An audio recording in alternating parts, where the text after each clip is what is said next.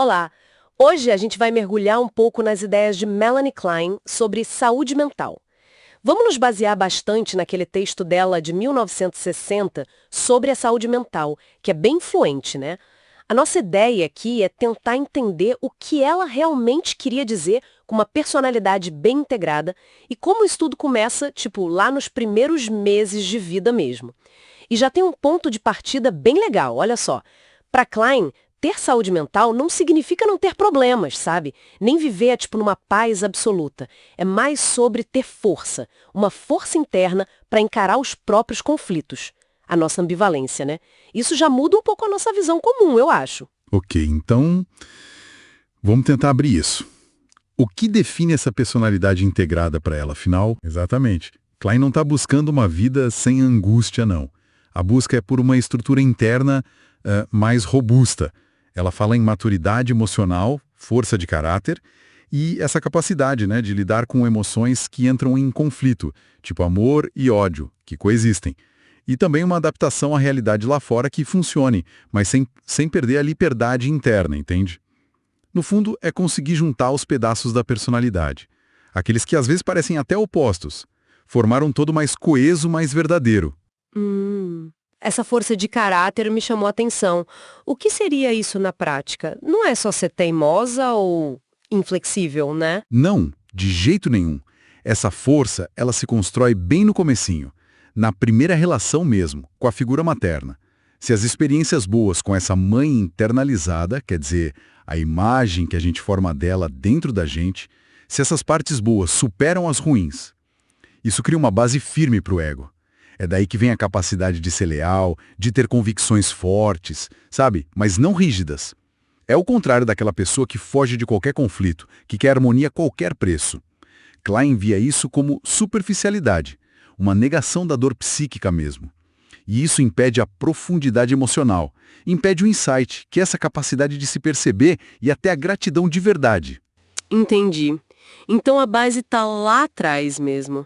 Isso leva a gente direto para a infância, né?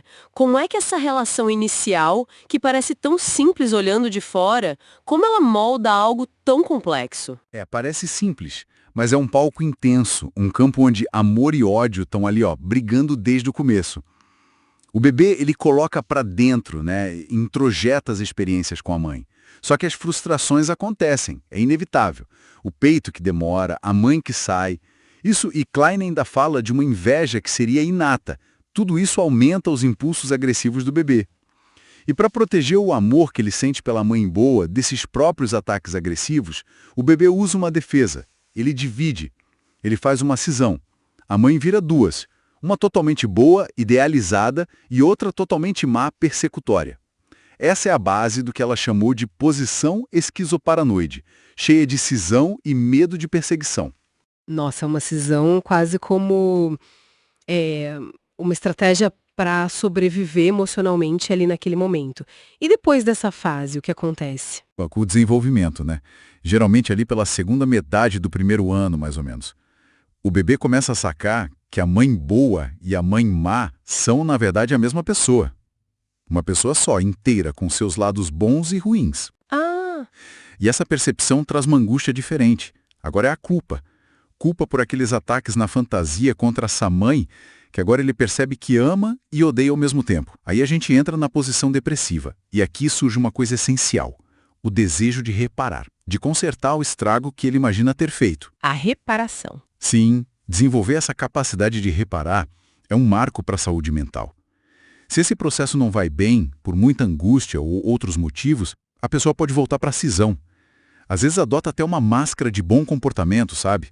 Mas isso custa caro para a vitalidade emocional, para a capacidade de sentir prazer de verdade. E é aí que a inveja e a gratidão ficam ainda mais importantes, imagino. Exatamente nesse ponto. Para Klein, a maturidade emocional está muito ligada a conseguir diminuir um pouco aquela inveja primária, sabe? A inveja muito intensa, ela meio que estraga a capacidade de aproveitar o que é bom, o que está ali disponível, porque o foco fica no que o outro tem. E isso parece que contamina o que a gente recebe. Entendi. Já a gratidão, que nasce justamente dessa superação da posição depressiva, dessa capacidade de reparar, ela permite aceitar o que vem, permite achar satisfação em outras coisas, em substitutos, Até aproveitar por tabela, sabe? Tipo, o prazer dos filhos. E também valorizar as boas lembranças. Faz todo sentido. E aqueles outros mecanismos que ela fala, tipo a idealização que a gente já mencionou, a negação, a projeção, como eles entram nessa história toda? Então, são todas defesas, né? Defesas que o ego ainda imaturo usa para lidar com aquelas ansiedades muito fortes das posições iniciais. Tanto a ansiedade persecutória, o medo de ser atacado, quanto a ansiedade depressiva, o medo de ter destruído quem ama. Certo. A onipotência infantil, aquela fantasia de ter controle total. A negação daquilo que dói ou frustra. A idealização muito forte para se sentir seguro contra uma ameaça. A projeção, que é jogar no outro os próprios impulsos ruins. A introjeção não só da mãe, mas de figuras protetoras idealizadas.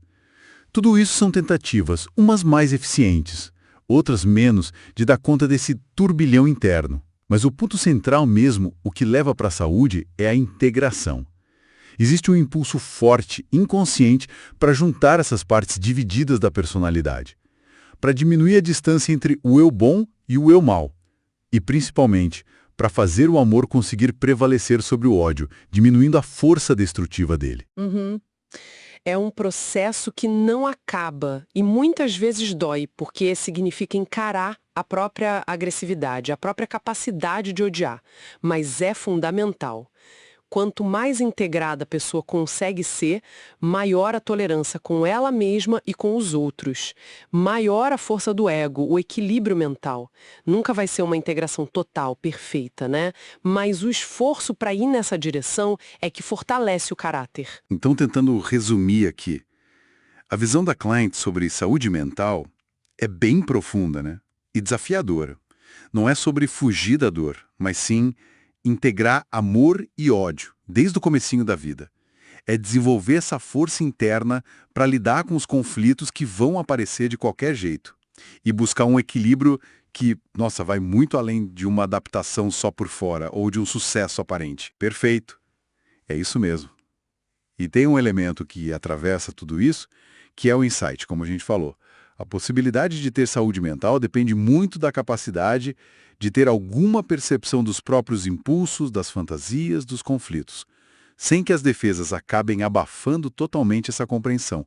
É essa capacidade de olhar para dentro, mesmo que doa um pouco, que permite ter relações mais ricas, mais significativas, e um self, uma identidade mais coesa e autêntica. Fica então uma reflexão, né, pensando nessas bases tão profundas que a Klein colocou, de que forma será que a nossa capacidade, ou às vezes a dificuldade, né, de sentir e expressar gratidão de verdade no dia a dia, como será que isso funciona como um termômetro ou até um motor para o nosso bem-estar e para a qualidade das nossas relações? Fica aí para a gente pensar. Até a nossa próxima exploração.